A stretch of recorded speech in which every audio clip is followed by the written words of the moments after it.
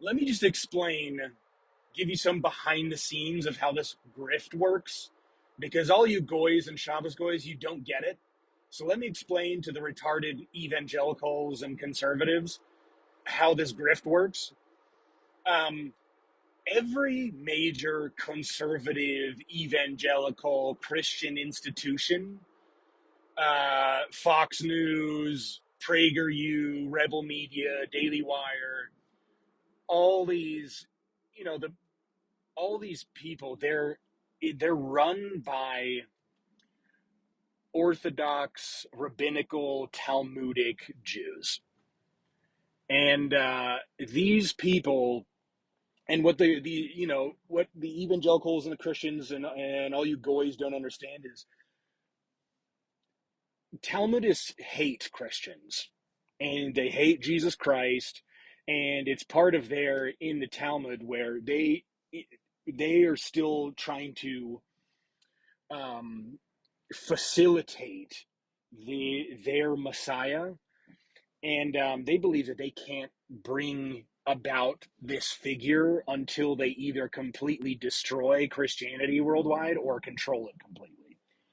And and they believe, in the Talmud, Jesus is son of a prostitute who went to Egypt and learned dark magic, and he was tricking people and mocking the Talmud and mocking the law and the oral tradition, and so he got executed.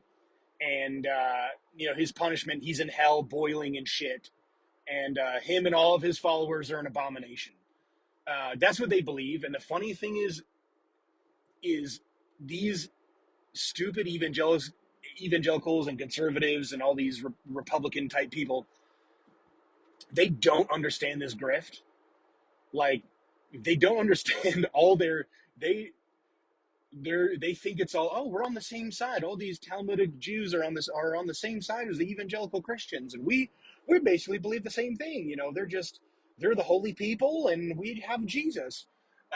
And not only is that not true, the funny thing is they believe that so wholeheartedly that you can't even, like, it's hilarious when, like, Ben Shapiro and all these people, they go on podcasts.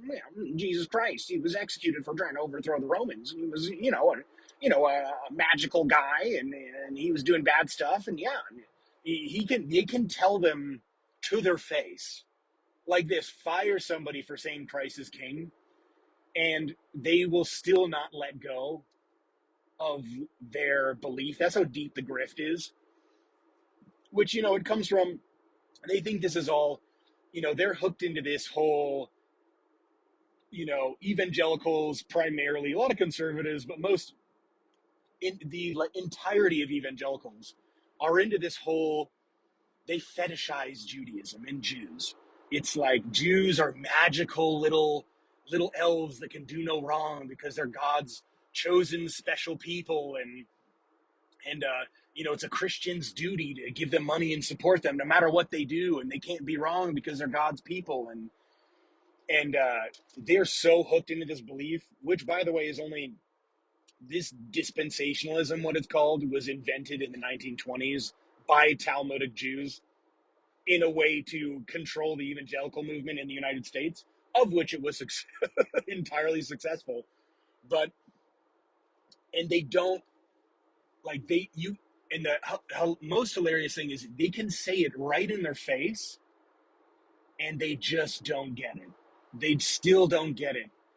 Like, these goy, you just still, you can tell them to their face, I hate you, and I'm going to control you and mock you and humiliate you, you know, in public, humiliate your God, humiliate your religion, humiliate your children. And they're like, oh, wow, would you like some more money? Where do I sign up? Can I listen to your podcast? Can I fund your movement? Do you want to send my son to Afghanistan? It's just hilarious how they can't see through it. And even though in their own, these people who are Christians, right? Even in their own teaching, no matter how much it's written all over their New Testament about how there's no special people, there's no special ethnicity, Jesus directly had conversations about this with Jewish leaders. I think it's what, John 8, Matthew 21. They still, and how there's no chosen people, there's no special. Anybody who accepts Jesus is a person of God, and the people who don't are not. That's what it is in Christianity. But they're like, yeah, but the Jews are still the special people of God. And these hilarious Talmudic Jews have been so hilariously successful at ingraining this in evangelical heads that they can just openly, like, even there's so much cope around this crisis king stuff where you'll get people who, you got this guy who says he's a Catholic, Andrew Clavin, this guy at the Daily Wire, who's like, Christians, we might believe that Christ is king, but if you say it out loud or in the vicinity of a Jew, it's anti-Semitic. And, they don't need Jesus or God because they're already chosen. So actually, if you think that or believe that, it's kind of anti-Semitic. Just the a level of cope, because you can't, one, this belief has been so ingrained in their psyche, even though it's not in their belief system at all, but they just have adopted it. It's some dogma that's added in that they just can't get rid of. And two, they have to go along with it because all of their institutions, their church groups, things like Daily Wire, PragerU, Rebel Media, like all these news outlets, all these organizations are run by Talmudic Jews who hate Christians and Jesus Christ, and they always have to bend the knee. Like, here's how it happens. Anytime some conservative, Republican, evangelical gets any type of traction, you get a little phone call that says, hey, we notice you've been getting some notoriety. Would you like to take a trip to the Holy Land? And then they go take that trip to Israel and put on the yarmulke and saw, cry and French kiss the Wailing Wall and, go to Poland, do a tour of Auschwitz and stare at the floor and watch clips of Schindler's List. You know, it's a hilarious grift, and just getting them to humiliate themselves in public and bend the knee, and they get shown what lines they don't cross. And that's just how it works, and it's hilarious. So that's how these things work. So that's what the grift is. And so when you see these people's heads exploding, is because they're so, like, these people have been invested in, we're on the same side and Jews are just magical, special, chosen people of God. They've been believing this for so long, and they're so ingrained in this belief, like, and they can't just let it go, even in the face of things being like, crisis king, saying, professing belief in your God is anti-Semitism, and they're still trying to justify it. Well, Ben Shapiro, he's still our guy. He owns the libs.